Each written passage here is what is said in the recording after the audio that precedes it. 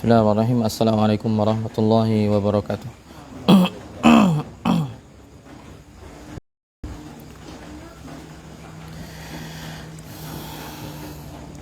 Alhamdulillahi hamdan katsiran tayyiban mubarakan fih kama yuhibbu rabbuna wa yarda. Wa asyhadu an la ilaha illallah wahdahu la syarikalah wa asyhadu anna Muhammadan abduhu wa rasuluhu la nabiyya wa la rasula ba'dah. Allahumma 'allimna ma yanfa'una wanfa'na bima 'allamtana wa zidna 'ilman ya rabbal alamin. Teman-teman sekalian yang dimuliakan oleh Allah Subhanahu wa taala, para hadirin kajian Kamis malam Jumat di kampus Jalanan, yang semoga Allah senantiasa memberikan taufiknya kepada kita semua. Alhamdulillah, tidak bosan-bosannya kita sebagai seorang hamba bersyukur atas berbagai kenikmatan, berbagai karunia, bermacam ragam kebaikan yang Allah berikan kepada kita semua. Di antaranya tentunya yang paling besar adalah nikmat an-nutqu bisyahadatain, yaitu nikmat bisa mengucapkan dua kalimat syahadat yang dengannya kita menjadi seorang muslim, bertalikan iman, ya. Kemudian banyak nikmat yang lain, nikmat kesehatan, kesempatan, dan juga masih diberikan semangat untuk belajar, ya, belajar agama, mengenal lebih dekat Nabi kita Muhammad SAW, walaupun dalam kondisi, ya, di malam hari, cuaca dingin, apalagi dibarengi dengan rintik hujan. Mungkin bagi sebagian orang ini sesuatu yang berat. Lebih enak, ya, lebih asik, lebih nyaman untuk di rumah berkumpul dengan keluarga bersama anak dan istri atau orang tua. Tapi teman-teman sekalian, ya, masih menyempatkan diri untuk hadir.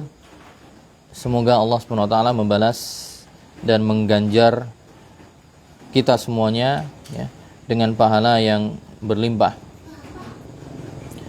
Langsung saja teman-teman sekalian, di pertemuan yang lalu, sebagaimana kita melanjutkan pembacaan syarah kitab Al-Urjuzah Al-Mi'iyah menggunakan kitab Al-Futuhat Ar-Rahmaniyah fi syarhi, ya, Al-Urjuzah Al-Mi'iyah fi dzikri hali khairil bariyah, syarah yang ditulis oleh Profesor Dr. Walid Ibn Idris Al-Manisi hafizallahu taala atas bait atau syair Al-Urjuzah Al-Mi'iyah yang dituliskan oleh Al-Imam Ibnu Abil Iz Al-Hanafi rahimallahu taala. Di pertemuan yang lalu sampai bait ke 41, ya. Sampai bait ke-41, Ibnu Abil Is kemarin mengatakan fi yaumil itsnaini wa dama fiha asyara sinina kamalat nahkiha. Ya, beliau sallallahu alaihi wasallam setelah sebelumnya berhijrah, ya, pergi dari kota Makkah menuju Madinah. Dari kota Makkah menuju Madinah. Dan perginya pun, ya, dalam buku sejarah yang lain, di syarah Ul-Juzah yang lainnya, seperti syarahnya Syekh Abdul Razak Al-Badr, di itu disebutkan bahwa beliau berangkatnya dari Makkah itu di hari Senin. Dan di sini juga sampainya ke Madinah juga hari Senin. Fi yaumil itsnaini wa dama fiha. Sampai ke kota Madinah di hari Senin juga. Wadama fiha asyara sinin. Kemudian beliau sallallahu alaihi wasallam menetap di kota Madinah selama 10 tahun, ya. Sebagaimana total masa dakwah beliau, ya, masa hidup beliau dengan dakwah adalah 23 tahun nanti, yaitu 13 tahun di Makkah dan menetap di Madinah 10 tahun sebelum akhirnya nanti meninggal atau beliau wafat. Fi yaumil itsnain ay wasala ila Thaibah fi yaumil itsnain. Di hari Senin maksudnya adalah beliau sampai ke kota Thayyibah. Dan sebagaimana disebutkan kemarin, Thayyibah itu adalah nama lain dari Madinah. Ya. Atau nama lainnya Yathrib. Ya. Nama tuannya adalah Yathrib atau Thayyibah. Ya.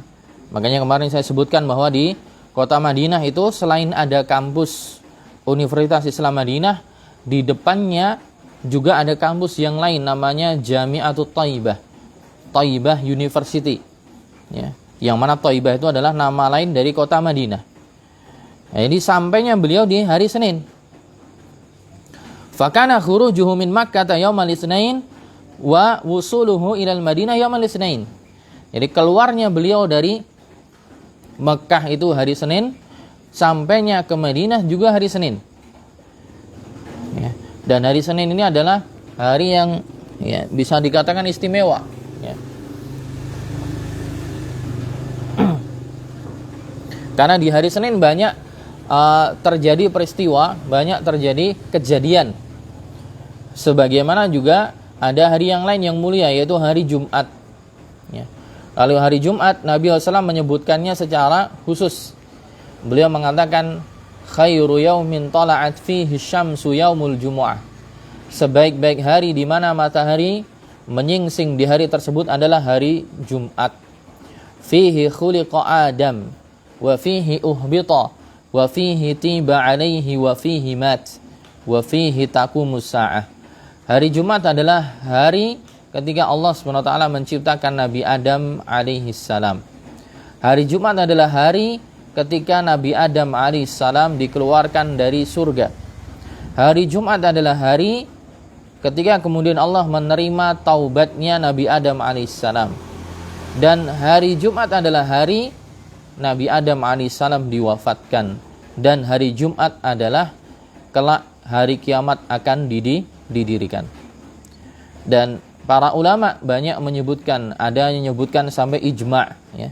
Seperti Al-Imam Ibnu Hazm Al-Andalusi dalam kitab beliau Al-Muhalla bil Athar, bahwa beliau menyebutkan bahwa hari rayanya kaum muslimin itu cuma 3. Ya, hari rayanya kaum muslimin itu cuma 3.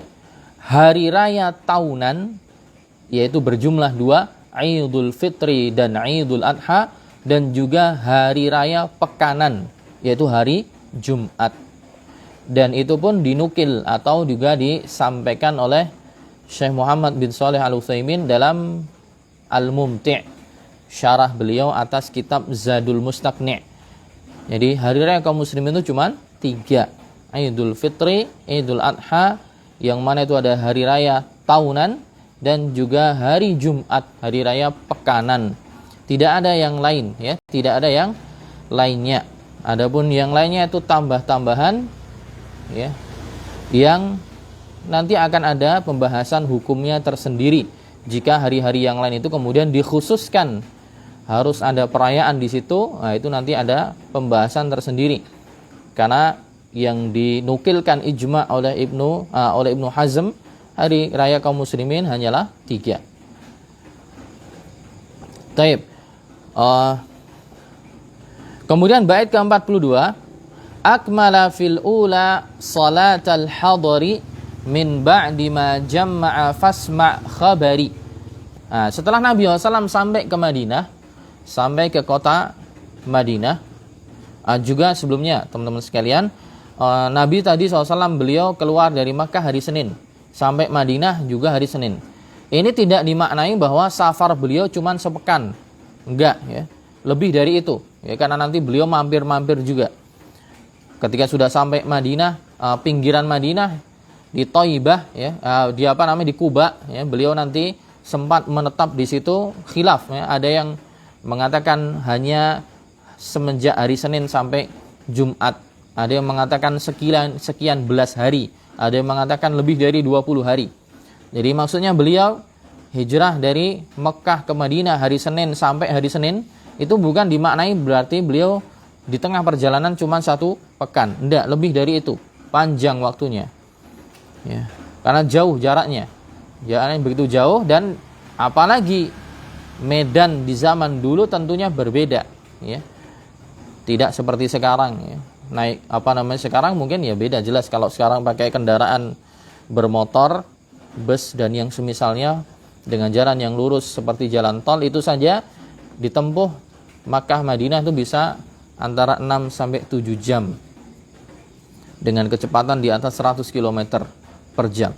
Zaman dulu ya, dan Nabi SAW waktu itu ketika melakukan perjalanan, di awal mulanya beliau jalan kaki ya, dengan Abu Bakar. Nah, jadi bayangkan jalan kaki di tengah padang pasir yang juga penuh bebatuan padas ya, kalau kita batuan cadas atau padas, itu tentunya berjalannya tidak lancar seperti ketika orang berjalan di tanah yang datar. Jadi maksudnya Senin sampai Senin itu bukan beliau kemudian cuma 1 pekan. Taib, kembali ke bait 42, akmala fil ula salatal hadar min ba'di ma jamma'a fasma khabari. Ibnu Abil Iz ya mengatakan, kemudian di tahun pertama akmala fil ula salatal hadar, yaitu salat ketika dalam kondisi hadir, yaitu tidak dalam kondisi safar, itu ditambah rakaatnya, ditambah, disempurnakan. Setelah Nabi SAW sebelumnya melaksanakan sholat Jumat ya, melaksanakan sholat Jumat. Akmana fil ula ay fis sanatil ula minal hijrah, disempurnakan di tahun pertama, maksudnya tahun pertama setelah Nabi SAW hijrah, terhitung tahun pertama itu disempurnakan sholatnya. Sholatul hadar, maksudnya adalah ketika dalam kondisi hadir, tidak dalam kondisi safar. Nah, salah satu hal yang fenomenal atau yang terkenal terjadi peristiwa di tahun pertama adalah zida fiha biwahyin minallahi adadu raka'atis sholati fil hadar, yaitu ditambahkannya rakaat salat yang dilakukan oleh kaum muslimin ketika dalam kondisi hadir atau dalam kondisi mukim atau dalam kondisi tidak safar. Kenapa? Karena sebelumnya ketika Isra Mi'raj, yaitu sekitar 3 tahun sebelumnya, yaitu sekitar 3 tahun sebelum Nabi SAW hijrah ya, tahun 10 atau tahun 11 ketika Nabi SAW setelah diutus ya jadi Nabi dan Rasul masih di Mekah. Kemarin kan kita bahas ada peristiwa Al-Isra dan Al-Mi'raj, Isra Mi'raj. Disitulah diwajibkan sholat 5 waktu. Nah, awal mula kewajiban sholat 5 waktu itu sholatnya semua cuma 2 rakaat ya. Iya, subuh 2 rakaat, zuhur 2 rakaat, asar 2 rakaat, maghrib, isya 2 rakaat semuanya. Falamma kanatis sanatil ula saratiz zuhru arba'an. Ketika di tahun pertama, maka zuhurnya mulai dirubah, tentunya atas wahyu dari Allah SWT, menjadi 4 rakaat, asar juga 4 rakaat, isya 4 rakaat, kemudian maghrib pun menjadi dirubah jadi 3 rakaat. Dan ini sebagaimana disebutkan oleh Aisyah radhiyallahu anha dalam Sahih Bukhari. Aisyah bercerita, furidatis salatu rak'ataini. Awal mula salat diwajibkan itu 2 rakaat saja. Thumma hajaran Nabi SAW fa furidat arba'an. Kemudian Nabi SAW melakukan hijrah dari Makkah ke Madinah, kemudian diwajibkanlah 4 rakaat. Wa turikat salatus safar 'alal ula, dan dalam kondisi safar salat ditinggalkan atau pelaksanaannya dilakukan sebagaimana kondisi sebelumnya. Maksudnya dalam kondisi safar jenengan boleh untuk mengqashar menjadi 2 rakaat. Sebagaimana dalam riwayat yang lain, tadi riwayat Bukhari, ini riwayat Muslim. Aisyah juga mengatakan, furidatis shalah rak'atain. Salat itu dahulu diwajibkan 2 rakaat fil hadar was safar. Baik kondisi hadir, yaitu tidak safar, atau dalam kondisi safar, dua-duanya sama. Fa ukirrat salatus safar wa zida fi salatil hadar. Kemudian dalam kondisi safar masih ditetapkan seperti itu, yaitu 2 rakaat. Adapun dalam kondisi hadir, yaitu tidak safar, ditambah rakaatnya. Ya, itu sisi sejarahnya ya. Tapi dari sisi pengambilan hukum pun nanti ulama akan berbeda pendapat dalam masalah ini. Ya.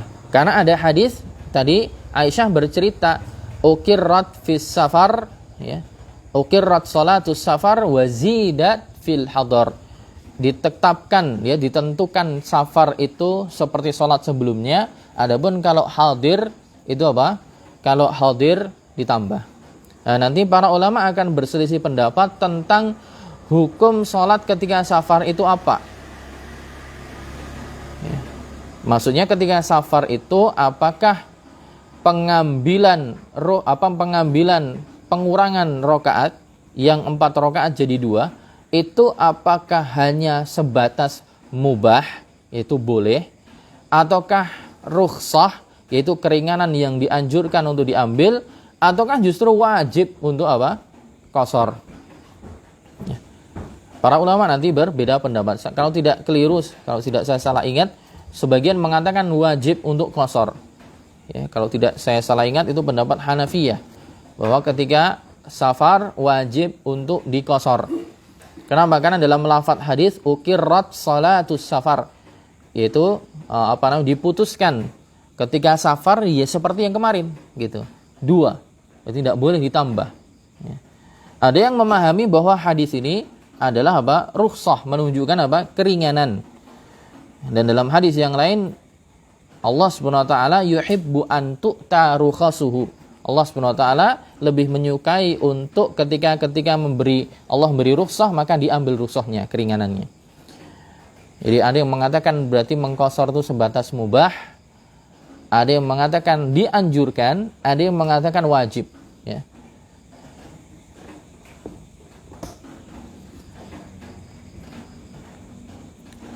Dan baiknya tetap diambil, ya. Baiknya tetap diambil rukhsahnya, diambil keringanannya. Taib. Min ba'di ma jamma'a fasma khabari. Sebelumnya tadi kan masalah salat ditambah rakaatnya.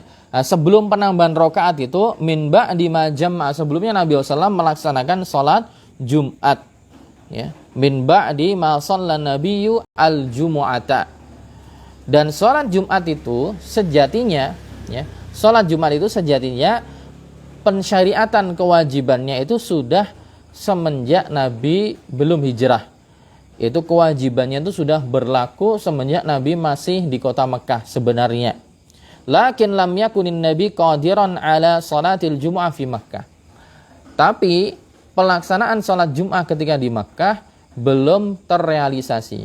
Karena apa? Karena melihat kondisi keadaan yang belum kondusif. Karena sahabat-sahabat Nabi ketika namanya sholat Jumat, ya, harus jamaah dan jamaahnya lebih banyak, ya, jamaahnya lebih banyak. Untuk sholat-sholat jamaah biasa mungkin bisa jadi setiap qabilah mereka tidak harus ikut bersama Nabi, ya, sholat dalam satu tempat. Bisa masing-masing qabilah mereka buat jamaah sendiri.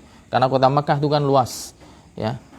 Ibarat kita misalnya yang di Kasongan ya silahkan sholat jamaah sendiri dengan kaumnya sana, yang di Kueni sendiri juga, yang di Kasian juga sendiri. Tapi kalau Jumat itu mengumpulkan jamaah yang lebih banyak. Makanya dalam fikih, ya, fikih sholat Jumat itu lebih afdolnya sholat Jumat itu dilakukan di masjid jami', yaitu masjid yang mengumpulkan, ya, jamaah yang lebih banyak, sehingga mereka tidak melakukannya di masjid-masjid kecil-kecil, tapi dikumpulkan jadi satu. Nah, tentunya kondisi itu belum memungkinkan ketika Nabi SAW masih di Mekah. Akhirnya belum terlaksana. Baru terlaksana ketika beliau sudah hijrah ke Madinah. Karena sebagaimana kita tahu, ya, orang-orang Madinah menerima dakwah Nabi, mereka memberikan dukungan dan apresiasi dengan dakwah Nabi, bahkan sudah banyak yang masuk Islam. Sehingga memungkinkan untuk salat di Madinah. Sebelumnya belum memungkinkan, walaupun pensyariatan, ya, kewajibannya sudah semenjak di kota Makkah. Jadi awal mulanya yang melaksanakan sholat jamaah adalah para sahabat ketika sudah sampai di Madinah. Tapi Nabi belum sampai, karena sebagaimana kemarin kita bahas, Nabi dan Abu Bakar itu berangkatnya belakangan, ya. Para sahabat yang lain itu sudah hijrah duluan dari Mekah, baru kemudian Nabi dan Abu Bakar berangkat belakangan, bahkan sempat dikejar-kejar oleh orang Quraisy, ya.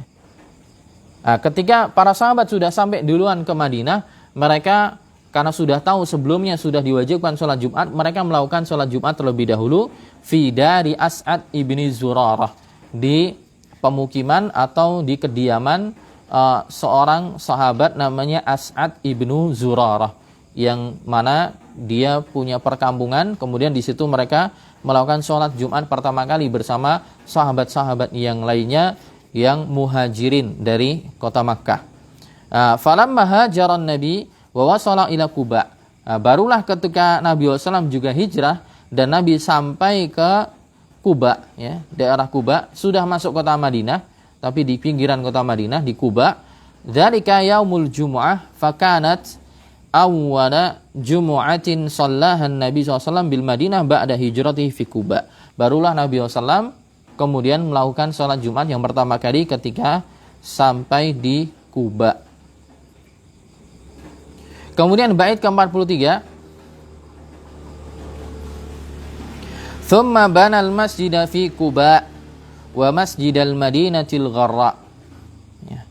Kemudian ketika sudah sampai di Quba tadi, ya, maka awal mula yang dilakukan oleh Nabi SAW adalah membangun masjid Quba. Dan setelahnya nanti membangun Masjid Nabawi, ya. Tsumma banal masjida fi Quba, yaitu Nabi SAW membangun masjid di Quba. Wa huwa alladzi nazzala fihi qauluhu ta'ala. Masjid Quba inilah yang dijelaskan oleh Allah Subhanahu wa taala, dipuji oleh Allah Subhanahu wa taala dalam Al-Qur'an di surat At-Taubah. Di antaranya, ya, ayat 108 Allah mengatakan, la masjidun ussisa 'alat taqwa min awwali yaumin ahaqqu an taquma fi. Dan sungguh masjid yang dibangun di atas pondasi ketakwaan, ya, dari awal mula pembangunannya itu lebih berhak untuk engkau lakukan ibadah di dalamnya. Fihi rijalun yuhibbuna ay yatatahharu. Di Quba itu ada orang-orang yang, ya, mencintai untuk melakukan, ya, untuk bersuci. Ya, Allah puji penduduk Quba. Kenapa? Para ulama kalau kita bahas pembahasan fikih terutama di bab thaharah, kenapa Allah memuji mereka? Mereka adalah orang-orang yang menyukai untuk bersuci. Maksudnya para ulama menjelaskan bahwa orang Quba itu menggabungkan antara dua cara bersuci. Yaitu maksudnya bersuci setelah buang hajat. Seorang setelah buang hajat itu sebenarnya cukup bagi dia untuk melakukan salah satu dari dua cara, yaitu istinja atau istijmar. Setelah seorang buang air besar atau buang air kecil, boleh dengan dia untuk beristinja. Bahasa kita bersuci dengan air cebok. Itu sebenarnya sudah cukup. Anda kalau tidak, maka dengan istijmar, bersuci dengan menggunakan batu, ya. Batu dan yang menjadi yang dianalogikan dengannya, yang semisalnya. Boleh pakai kayu, boleh pakai kain, pakai kertas atau tisu kalau zaman sekarang di hotel-hotel, ya. Jadi dengan menggunakan minimal ganjil 3, ya. Minimal ganjil 3 batu atau 3 kayu misalnya, atau dedaunan bagi yang misalnya ketika ada acara di alam terbuka, kemah misalnya, tidak ada air, kekurangan air, boleh dengan menggunakan batu atau yang semisalnya. Nah, penduduk Quba ini menggabungkan dua-duanya, ya. Dia beristijmar, kemudian setelahnya disusulkan dengannya istinja. Ya, maka tentunya dari sisi kesucian lebih meyakinkan daripada mencukupkan dengan salah satunya. Nah, makanya Allah puji dalam Al-Qur'an.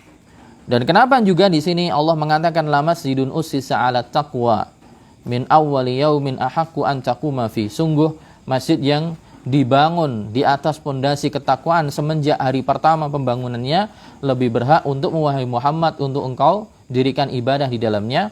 Karena dulu, ya, sempat ada fitnah, ya, sempat ada pengelabuhan, ya, upaya untuk mengelabui umat yang dilakukan oleh orang-orang munafik. Jadi orang-orang munafik itu juga mereka membangun masjid, ya. Membangun masjid, tapi ya tujuannya masjidnya itu untuk menyelewengkan pemahaman umat, ya. Dan Allah Maha tahu apa yang mereka niatkan. Kemudian apa? Nabi SAW dalam suatu kesempatan, kalau nggak salah dalam suatu peperangan, akan keluar dan melewati masjid itu. Dan orang-orang munafik ini ya berharap Nabi sholat di masjid itu. Biar apa? Biar seakan-akan seperti apa ya? Nabi memberikan legalitas gitu. Seakan-akan Nabi mendukung apa yang mereka lakukan. Tapi padahal sebenarnya apa? Masjid itu dibangun bukan dalam rangka untuk menegakkan kalimat Allah, bukan dalam rangka untuk memuliakan Islam, tapi sengaja dibangun ya untuk beribadah. Tapi kemudian disimpangkan orang-orang itu ke dalam pemahaman yang keliru. Yang dalam surah At-Taubah dinamakan Masjid Dirar. Ya, masjid yang dibangun sengaja untuk menyebarkan kemudaratan. Yang akhirnya diperintahkan untuk dibongkar, ya, diperintahkan untuk dibongkar.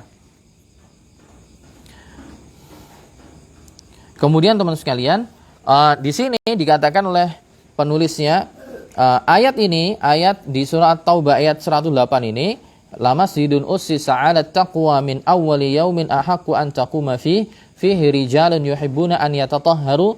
Dalam tafsir memang ada dua penafsiran, kata beliau.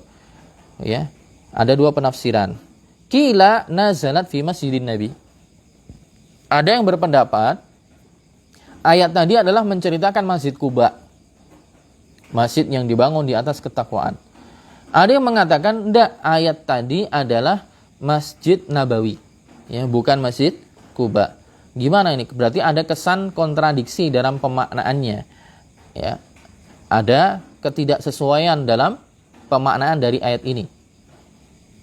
Nah, jadi begitu ya, sering kita dapati kalau kita baca hadis ya, kita baca ayat, itu terkadang itu kenapa ke ulama berbeda pendapat sih? Ya terkadang ayatnya itu sama, gitu. Hadisnya itu sama, tapi cara memahaminya itu berbeda. Dan memang cara memahaminya apa? Bisa memungkinkan untuk dua-duanya. Walaupun akhirnya nanti apa?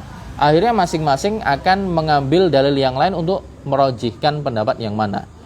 Tapi yang seperti ini sering terjadi. Dan itu ya perlu untuk kita tahu ya. Kita perlu tahu juga kenapa dalam satu dalil yang sama kok ternyata ulama berbeda pendapat. Agar apa? Agar kita tidak gumunan gitu, dan agar kita tidak terlalu kaget ya. Karena memang tidak ada penjelasan yang tegas dari hadis Nabi tentang penafsiran ayat ini, sehingga para ulama beristihad untuk memahami ya. Ada yang mengatakan kemudian ini iya ayat tadi menceritakan Masjid Quba, ada yang mengatakan itu Masjid Nabawi itu sendiri. Dan itu banyak hadis-hadis yang atau dalil yang lain Quran yang sama-sama ayatnya tapi beda cara penyimpulan hukumnya. Ya, seperti ada hadis Nabi SAW, Nabi mengatakan zakatul janin zakatu ummihi. Ya. Ada hadis bunyinya zakatul janin zakatu ummihi, tentang masalah hewan yang bunting. Gimana hukumnya ketika jenengan nyembelih sapi yang bunting atau kambing yang bunting. Kemudian apa? Setelah disembelih, dibuka perutnya, janinnya sudah mati. Nah, hukumnya gimana? Apakah boleh mengkonsumsi janin itu ataukah tidak? Kalau berdasarkan hadis tadi, maka apa? Boleh untuk mengkonsumsi janin yang ada di perut kambing yang bunting tadi. Karena Nabi mengatakan, zakatul janin, zakatu ummihi. Tersembelihnya janin, yaitu bayi yang ada dalam kandungan induknya, itu statusnya seperti tersembelihnya induknya. Nabi mengatakan zakatul janin zakatu ummihi. Tersembelihnya janin itu sama statusnya dengan tersembelihnya induknya. Jadi ketika induknya sudah tersembelih sempurna, maka itu mencukupkan bayi kita untuk mengatakan janinnya juga kita katakan sudah tersembelih, sehingga dikonsumsi boleh. Tapi sebagian ulama ada yang memahami ya, zakatul janin zakatu ummihi maksudnya adalah tersembelihnya janin harus sama caranya dengan tersembelihnya induknya. Jadi kalau kita pengen janin itu dikatakan tersembelih, harus dilakukan yang serupa dengan kita melakukan kepada induknya. Dan ini juga pemahaman dari sebagian ulama ya. Tapi Syekh Muhammad bin Shalih Al-Utsaimin mengatakan tapi ini adalah istidlal ad-dhaif, sisi cara pendalilan yang lemah. Kenapa? Karena tujuan disembelih itu kan untuk mengalirkan darah. Dan hewan yang sudah mati sudah tidak ada manfaatnya lagi, ngapain disembelih? Nggak bisa ngalir darahnya. Gitu. Jadi yang benar adalah tidak perlu untuk disembelih lagi. Nah, ini dalilnya sama, tapi cara memahaminya berbeda. Tinggal nanti apa? Dilihat ya indikator-indikatornya. Indikator yang mana yang lebih kuat dalam cara pemahaman. Taib. Dan Masjid Quba adalah masjid juga yang punya keistimewaan ya. Dia punya fadilah. Dalam satu hadis Nabi SAW mengatakan man tatahhara fi baitihi thumma shalla rak'ataini fi Masjid Quba. Barang siapa yang bersuci dari rumahnya, kemudian dia salat 2 rakaat di Masjid Quba, fakana lahu ka'ajril umrah. Atau kama qala Nabi SAW, maka baginya mendapatkan pahala seperti pahala umrah. Di dia ada fadilah khusus untuk masjid ini. Ya. Sebagaimana Nabi SAW juga menjelaskan fadilah yang khusus untuk Masjidil Haram, Masjid Nabawi, juga Masjidil Aqsa. Nah, masjid yang lain yang punya fadilah khusus adalah Masjid Quba.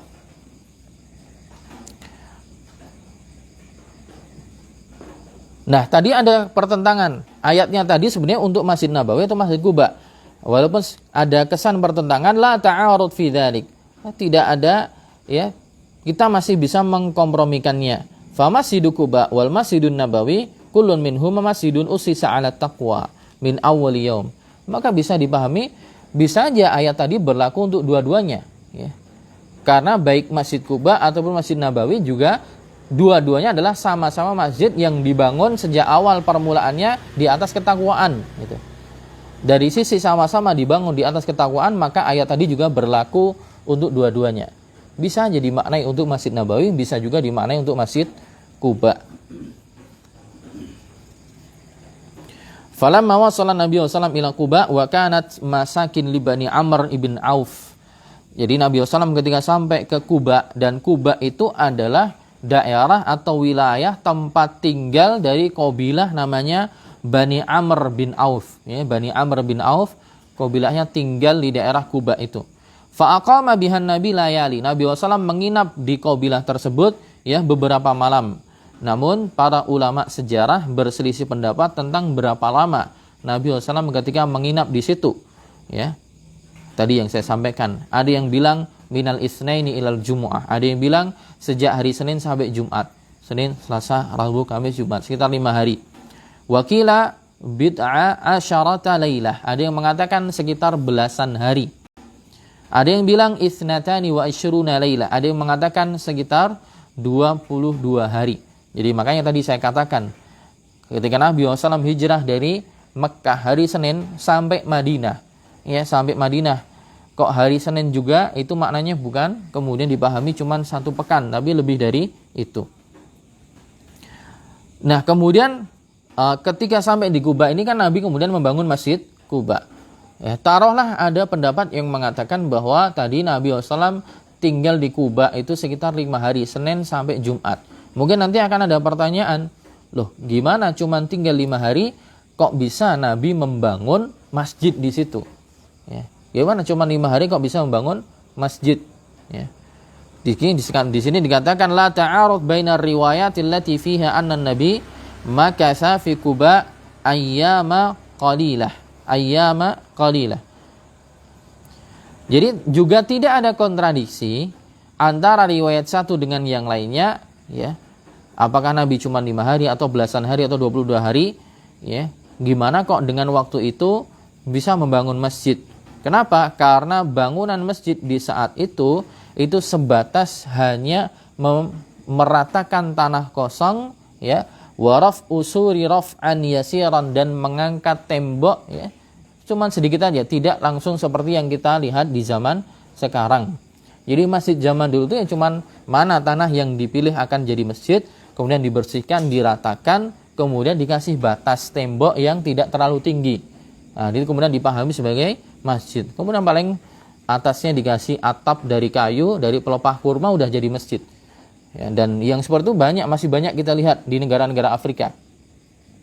Kalau kita lihat biasanya beberapa video dari masyayikh dari Saudi yang mereka masuk ke Afrika untuk dakwah, itu mereka ke Mauritania, ke Mali, ke Somal, itu mereka mengunjungi orang-orang yang di tengah padang pasir, yang hidup nomaden atau yang sudah menetap juga ada. Masjidnya itu sederhana sekali, cuman tanah diratakan, kemudian digelar karpet, kemudian dari samping-sampingnya itu cuman dari ranting-ranting pohon yang sangat sederhana, yang tidak ada kipas angin di situ, tapi masya Allah ibadahnya mereka ya bersemangat. Banyak di Mauritania seperti itu. Jadi bentuk masjid zaman dulu tidak langsung seperti yang sekarang. Maka masuk akal sekali jika memang cuman beberapa hari kok mereka bisa, Nabi SAW bisa membangun masjid.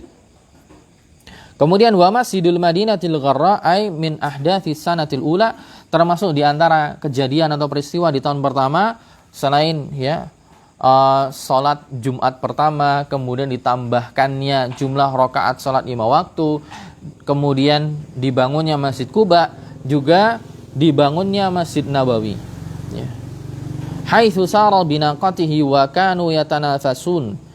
Jadi Nabi SAW menentukan lokasi tanahnya itu dengan ontanya beliau. Jadi ketika beliau datang, itu para kaum Ansor itu sudah pada rebutan untuk mewakafkan tanahnya, rebutan untuk memilihkan untuk Nabi SAW mana tanah yang cocok untuk dibangun masjid. Ya, dan itu adalah sesuatu yang baik. Ya, orang-orang berlomba-lomba dalam kebaikan.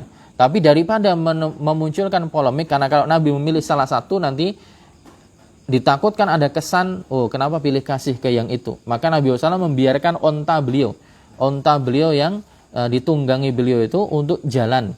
Nanti di mana onta itu duduk, disitulah yang akan dibangun masjid. Kulun minhum yuridu an yazfara bistidafati Rasulillah fi dari. Jadi setiap dari penduduk Madinah ingin sekali untuk menjamu Nabi SAW. Ya, ingin menyedekahkan apa yang dia punya untuk nanti dibangun masjid. Akhirnya kemudian ontanya dilepaskan, fasaratin naqah hatta barakat fi mirbadin litamar. Sampai akhirnya kemudian ontanya itu berjalan, kemudian derum ya. Duduk ya di mirbad.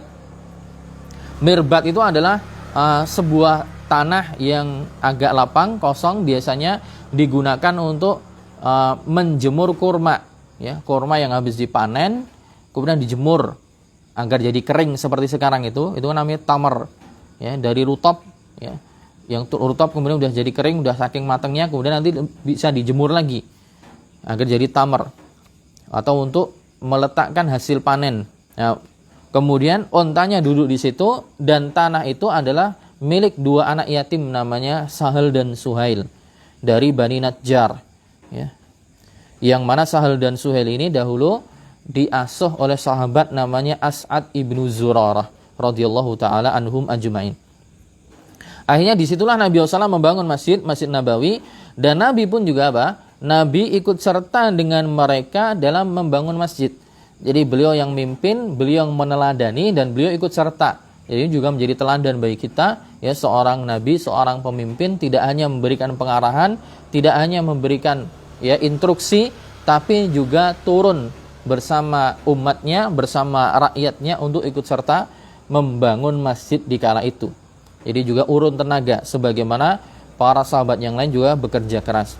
Fakana yanqulu ma'ahum al-labin. Nabi SAW ikut juga memindahkan al-labinah, tembok, batu bata, ya, batu bata yang tentunya dibuat sederhana.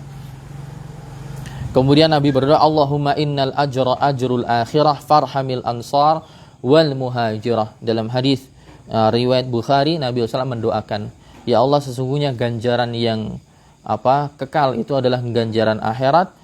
Ya Allah, berikanlah rahmat kasih sayangmu kepada kaum Ansar dan kaum Muhajirin. Fakanu yusyarikuna ma'an Nabi fi bina'il Masjidin Nabawi Syarif. Ya, dan Nabi SAW ya ikut serta bersama sahabat untuk bangun masjid. Dan di sini juga teman-teman sekalian, menjadi sesuatu yang juga kita petik ya faedahnya, bahwa untuk membangun sebuah hadarah ya, membangun sebuah peradaban Islam, Nabi SAW memulai dengan pembangunan masjid ya, karena masjid saat itu fungsinya begitu banyak ya, bahkan banyak ulama yang telah menulis tentang urgensi masjid ya, ahamiyatul masjid fi tatawuril hadarah al-islamiyah, yaitu urgensi masjid dalam dan perannya wadauruha dalam apa? Perkembangan ya Islam, dalam perkembangan peradaban Islam. Dilihat dari sejarah, apa yang beliau lakukan adalah bangun masjid dulu. Ketika sampai Kuba bangun masjid, ketika sampai ya pusat Madinah beliau bangun masjid. Dan masjid pada saat itu ya tidak hanya untuk kegiatan ibadah dalam artian ibadah-ibadah yang sifatnya terapan, sholat dan semisalnya, enggak, tapi juga disitulah tempat mereka bermusyawarah. Disitulah tempat mereka menyusun bagaimana strategi dakwah, ya strategi perangnya. Kemudian juga bagaimana di situ disebarkan apa? Ilmu, ada majelis-majelis ilmu. Ya. Bahkan di situ juga apa? Sebagai tempat untuk menampung orang-orang yang marginal, orang-orang sebatang kara. Makanya nanti di Masjid Nabawi itu ada namanya ahlu suffah, yaitu orang-orang yang tidak punya tempat tinggal, orang-orang jomblo yang belum punya pasangan, itu mereka tinggalnya tidur di masjid ya. Ini bagus dan sebagian masjid kita sudah menerapkannya. Apa itu? Menyiapkan untuk marbot. Ya, marbot itu kan orang kasihan. Jadi kalau bisa gitu ya, setiap masjid itu ada tempatnya gitu, marbot. Ya, kajian harus jalan, selain juga apa namanya? Ya sholat 5 waktu jalan, untuk kajian, untuk mencerdaskan umat jalan, ya. Untuk sosial juga nanti Masya Allah setiap sebulan sekali misalnya ada pembagian sembako untuk orang-orang yang membutuhkan ya.